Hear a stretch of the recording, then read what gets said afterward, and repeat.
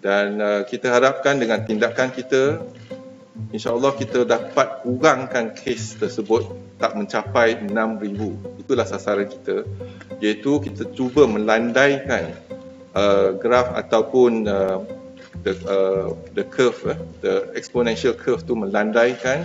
Kalau kita dapat berjaya melandaikan, maksud dia perkhidmatan kesihatan kita dapat menampung kes-kes tersebut.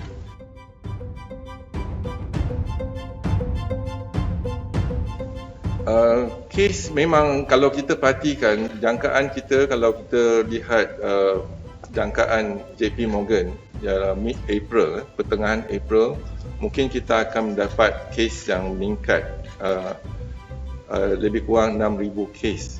Tetapi kita telah melaksanakan aktiviti-aktiviti kesihatan awam dan juga dengan MCO ni kita harapkan kita dapat mengesan, kita dapat pastikan kes-kes yang positif, dan kes-kes yang positif akan diasingkan dan akan diberi rawatan. Walau bagaimanapun kita sedang melihat antigen test kit, bukan antibody antigen test kit hari Jumaat ni, dan apabila antigen test kit ni kita rasa kalau verified ataupun disahkan berkesan, kita akan gunakan antigen test kit dan kita boleh kesan dengan lebih cepat, lebih tepat lagi. Dan kita masih menggunakan, kita nak IMR telah pun dalam perbincangan untuk mendapatkan mass test kit yang kita boleh laksanakan sampel-sampel dalam sehari, meningkatkan. Jadi kalau kita lihat di pihak pengalaman di Korea, mereka melaksanakan lebih kurang 20,000 test sehari.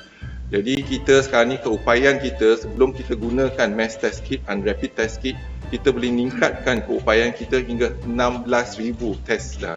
Jadi kita nak tingkatkan lebih lagi.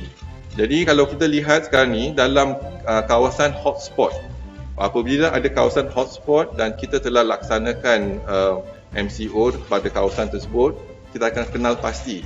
So targeted group, contohnya targeted group ataupun sasaran yang kita lihat, yang kumpulan yang kita sasarkan, contohnya kumpulan tabligh dan sebagainya, kita akan melaksanakan saringan.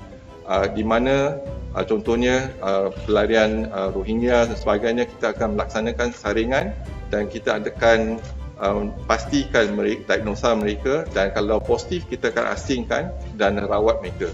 Jadi itulah konsep yang kita ada, active case detection menggunakan saringan mass diagnosis. Biasa dia kalau mereka ada gejala boleh dikesan, tapi yang asymptomatic tapi dia positif. Kes pertama, kes kedua, kes ketiga yang kita laporkan, mereka dah asymptomatic, di mana 8 daripada warga Cina daripada Singapura, mereka datang ke Johor Bahru dan mereka asymptomatic. Tetapi kita dah kesan, walaupun asymptomatic, mereka boleh dikesan sebagai positif. Memang betul, frontliner kita memang telah bekerja tanpa berhenti lebih kurang 3 bulan lebih, termasuk kita semua. Tetapi apa yang penting sekarang ni, kita dapat menyelaraskan sumber manusia kita.